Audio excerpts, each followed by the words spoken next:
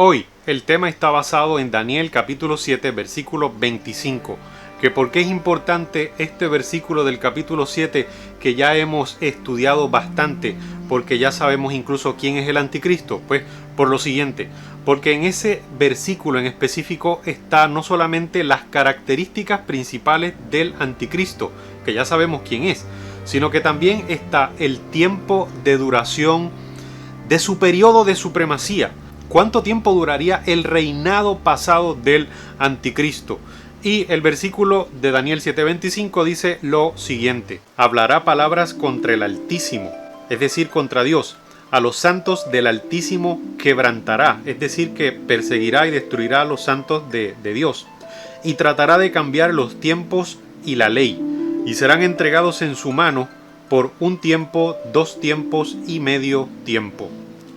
La Biblia nos dice claramente que los santos del Altísimo, es decir, las personas que querían seguir a Dios según los dictámenes de su conciencia, iban a ser entregados en manos del anticristo por un tiempo, 2 tiempos y medio tiempo. Ahora, ¿qué significa eso? Esa fórmula tan extraña de tiempos, en vez de decir durará tantos años. Pues como tú sabes, el lenguaje en la profecía apocalíptica de Daniel y también en la del libro de Apocalipsis es un lenguaje simbólico. Con esto Dios lo que quiere es que no se conozca de forma clara cuando se lee qué es lo que quiere decir el libro. Sí, Dios no quiere que se conozca a simple vista qué es lo que quería decir Daniel o qué es lo que quería decir Juan. ¿Por qué? Porque entonces los enemigos de la Biblia empezarían a destruir Biblias a granel. Cosa que no se dio gracias al lenguaje simbólico. De la misma forma, Jesús habló en parábolas en palabras de él, para que viendo no vean y oyendo no oigan. ¿Por qué? Porque hay personas que no utilizarían bien la información si la obtuviesen de primera mano de forma clara. Y lo mismo pasa con las profecías bíblicas. Las profecías bíblicas son para aquellos que están dispuestos a atender y a aprender qué es lo que tienen que decir esas profecías. Pues bien, ¿qué significa esta fórmula tan extraña de un tiempo, 2 tiempos y la mitad de un tiempo? Aquí nos ayuda la lectura comparativa de la palabra de Dios. Estas cosas son detalles que se fueron comprendiendo a lo largo del camino, es decir, mientras se fue desarrollando la comprensión, mientras muchas personas empezaron a estudiar estos temas y empezaron a comparar distintas partes de la Biblia. Y en concreto lo que se encontró fue lo siguiente. En primer lugar, se entendió que esos 3 tiempos y medio no son solo el tiempo de supremacía del anticristo, sino que, como lo dice el versículo, sería también el tiempo de persecución de parte del anticristo a cristianos que no se dejaban manipular por él. Y, en segundo lugar, aparece el tiempo de persecución en otras fórmulas de tiempo que son más fáciles de digerir para nosotros. Así, por ejemplo, en Apocalipsis capítulo 11 versículos 2 al 3, en vez de presentarse la fórmula esta extraña, lo que aparece son 42 meses. ¿Qué son 42 meses? Pues los meses que hay en 3 años y medio. De allí podemos entender que un tiempo es una referencia a un año, que 2 tiempos es referencia a 2 años y medio tiempo referencia a medio año, o sea, 3 años y medio. ¿Cuántos meses hay en 3 años y medio? 42 meses. Ahora, ¿de cuántos días serían esos meses? Allí pues entonces encontramos algo súper interesante en el mismo capítulo 11 del libro de Daniel, que primeramente se presenta persecución o un desmadre de apostasía de 42 meses, y que entonces más adelante en el versículo 3 aparece como 1260 días. Si esto es así, encontraríamos entonces que cada uno de esos años son de 360 días, y esos años constarían de 12 meses de 30 días por mes. De esta forma, un año 360 días o un tiempo, 2 tiempos 720 días, medio tiempo 180 días. Algo muy similar lo encontramos en Apocalipsis capítulo 12, donde también se muestran escenas de persecución que le corresponden al anticristo. La primera de ellas, Daniel capítulo 12 versículo 6, nos habla de unos 1260 días de persecución. Y en el versículo 14 se nos habla de que la persecución duraría un tiempo, 2 tiempos y medio tiempo, que es la misma fórmula de Daniel. Ahora, ¿qué es eso de años de 360 días si nuestros años duran 365 días? Pues es lo siguiente. Los años de los judíos duraban básicamente lo mismo que los nuestros, porque si no, no hubiese concordancia entre los meses del año y las estaciones del año. La cosa iría rodando. Que los judíos utilizaban meses lunares que pueden tener, el ciclo lunar puede durar 29 o 30 días. Que el ciclo lunar no va a concordar obviamente con nuestra traslación alrededor del sol. Por eso es que lunas y el sol no cuadran, vamos a decirlo así.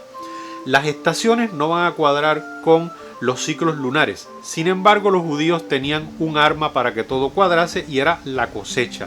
Que la cosecha sí iba a estar, ¿verdad?, alineada a las estaciones del año, o sea, las distintas cosechas. Y con eso ellos tenían una idea de si debían insertar en el año una cantidad de días para que todo cuadrase. Pero si le preguntabas a un judío como concepto cuánto duraba un mes, te iba a decir 30 días. ¿Y cuántos meses tenía un año? Como concepto, 12 meses. Así que estamos hablando de meses como concepto, meses conceptuales, meses de 12 meses de a 30 días cada mes, y entonces serían años de 360 días. Pero como todo esto es simbólico, también tenemos que tener cuidado, no sea que estemos hablando también de que los días sean simbólicos. ¿A qué me refiero con esto?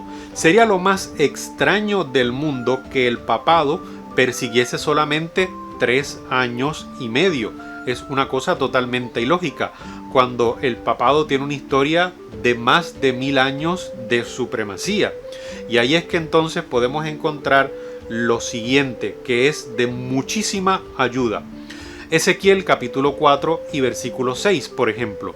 Tengo aquí Ezequiel capítulo 4, pero voy a empezar a leer desde el versículo 4 para que haya una idea más amplia, aunque el versículo 6 es el importante aquí.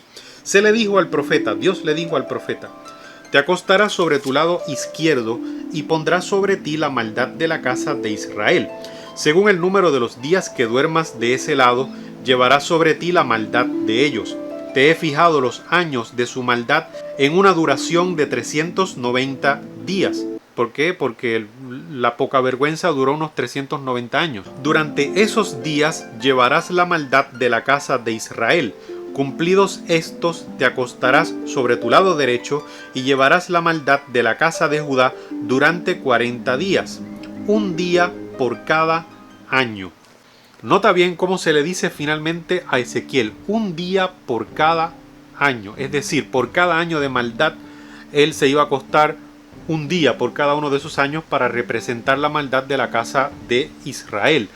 Con todo esto en mente, llegamos a la conclusión de que tenemos que cambiar cada uno de esos 1260 días de los 3 años y medio de Daniel 7:25 en años. Así que el tiempo de supremacía del anticristo, que es lo mismo que el tiempo que persiguió, duró 1260 años. ¿Por qué? Porque es imposible pensar que teniendo una historia tan y tan amplia, se hable simplemente del tiempo de supremacía del papado y del tiempo que persiguió solo como de 3 años y medio literales, lo cual es ridículo y contrario a la historia.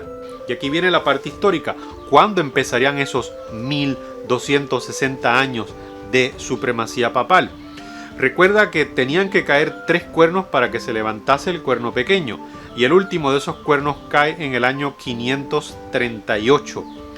Si contamos desde el 538, 1260 años en los cuales hubo un montón de barbaridades, llegamos al año 1798 y entonces entendemos que allí tendría que ocurrir algún evento histórico que le quitase la fuerza al papado. Y sí, sucedió. En el 1789 se dio la Revolución Francesa. Y la Revolución Francesa, que fue muy singular, un evento histórico importante, aunque también horroroso en cierta medida, en gran medida, pero él mismo fue creando cambios. Y entre los cambios, mira lo que sucedió. Napoleón Bonaparte envía al ejército de la República Francesa para que cojan preso al Papa de turno. ¿Para qué? Para que declaren la República Italiana y liberen a la ciudad de Roma de siglos de opresión. Y entonces en el año 1798 se toma preso al Papa Pío VI. Desde ese punto en adelante el papado no tendría el mismo poder.